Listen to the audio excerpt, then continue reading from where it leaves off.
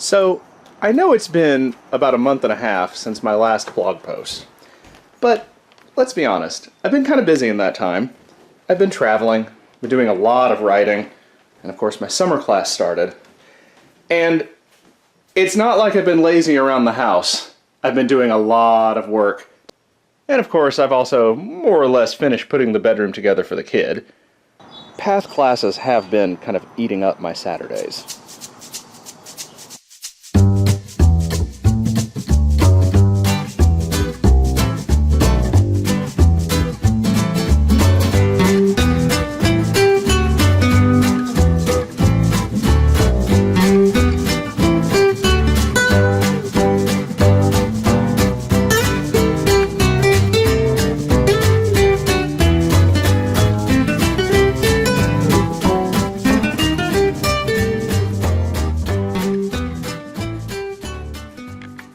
So overall, it was a really interesting class, and I learned a whole lot.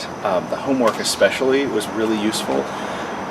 They asked a lot of questions about all sorts of different things, how you think you would handle certain things, how you'd respond to certain scenarios, what certain behaviors that a child was doing might indicate, things like that. And, you know, at first I looked at the homework as, one more thing I gotta do, but as I started to really get into the answers, I realized that writing the answers to it really was making me think through some things. One interesting note about the class was I started to realize over time that most of the people there are kinship parents, that they're taking in a family member, and they were taking the class really because that was a requirement to receive state support. And I found that kind of interesting, and true to form, most of the other traditional foster parents were wanting younger children, the 0 to 5 range. So topic-wise, there was a lot. My last video was on orientation. That was a few weeks ago for sure. But since then, we've also had classes on understanding the child welfare system. This was really fascinating. It did teach me a lot about how the child welfare system works, but I think what was especially useful was this class talked a lot about the relationship between 3 different arenas. What we as the resource parents would be doing, the position of the birth parents, and the position of the agency or the Department of Children's Services. So there was a lot of useful stuff there about how these different arenas fit together and how they cooperate with one another to help with taking care of these children. Then another really useful class was one on the impact of trauma. This was definitely a difficult class, but one that was really useful for thinking about how every behavior expresses a need. So when you're getting a behavior that seems like a child acting out and misbehaving, the real question to be asking is, what need is this expressing? It's probably a kid trying to express some kind of a need that they may not know how to express directly. Then, logically following out of that, we had a class on effective discipline, which also I found very useful. There were some things that kind of reminded me of being a camp counselor, once again, and how to discipline in the camp context. I found that they kept talking about, well, with your own kids, how would you discipline them? And I would go, well, no experience there, don't really know what to say to that. So it was useful to have that as a reference point, as a touchstone, but also to see again some of the scenarios that they had and link it back to thinking about, is trauma informing some of what might be going on for how you might need to respond. One of the requirements for being a foster parent is that you have to agree to DCS's code of discipline. But the one that really stood out to me is, and probably the core of it, is you're not allowed to use corporal punishment with children. So no spanking. But what was really fascinating to me was when we started talking about that, and they asked the question to the effect of how many people in the room had been spanked when they were kids, and I think I was the only person not to raise my hand. And yet realizing that that is really the minority position, that's rare. So that was really eye-opening to me, that there is a different universe out there than I had quite understood. But in any case, giving a lot of other strategies for how do you discipline. Some of it I would describe as being very proactive, and strategies that were really treating discipline as a way to correct behavior and model more positive behavior, and distinguishing that from punishment, whereas punishment is simply you have done a wrong and therefore here's what you have to deal with. Discipline is about you have done a wrong and how can we correct this going into the future. Then some of the afternoon classes also included medication administration. That was delightfully tedious, but also necessary because we just don't know what kinds of medications we might have to deal with kids.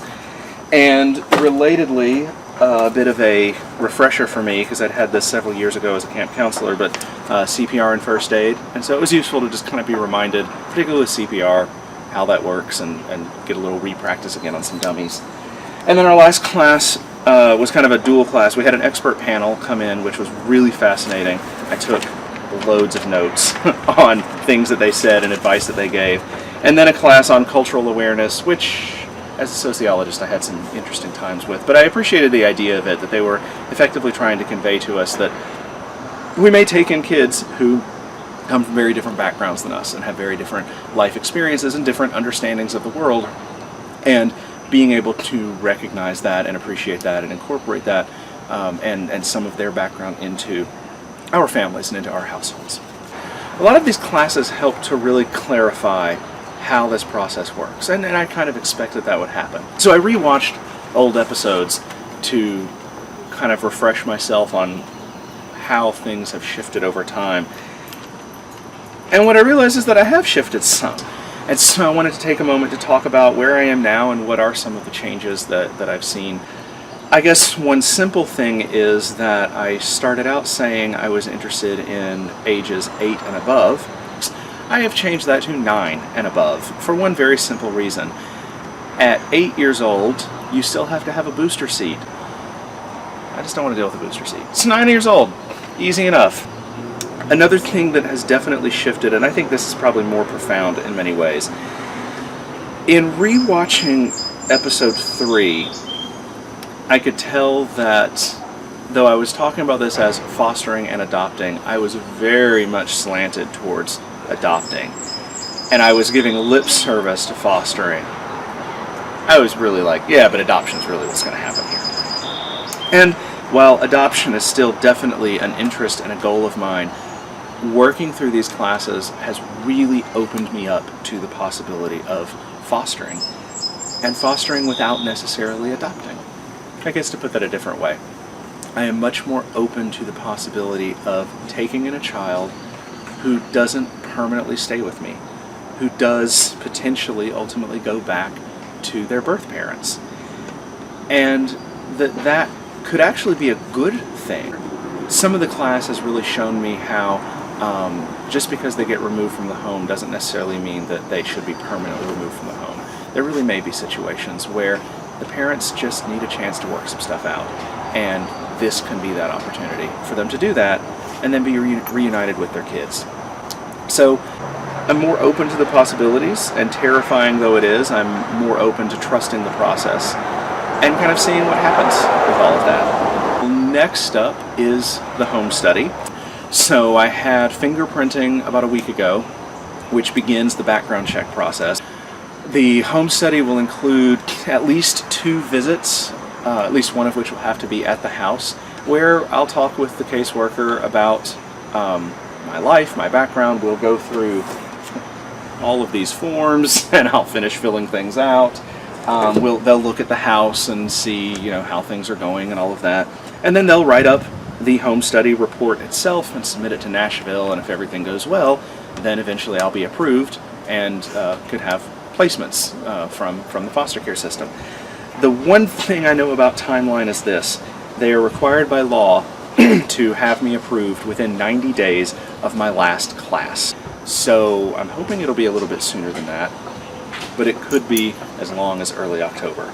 So be on the lookout for more about that. In the meantime, I also need to start thinking about house rules. That's something that'll have to be posted, so I've been thinking some about that. And I'm not sure what else will come up. So stay tuned, plenty more to come, and the excitement continues.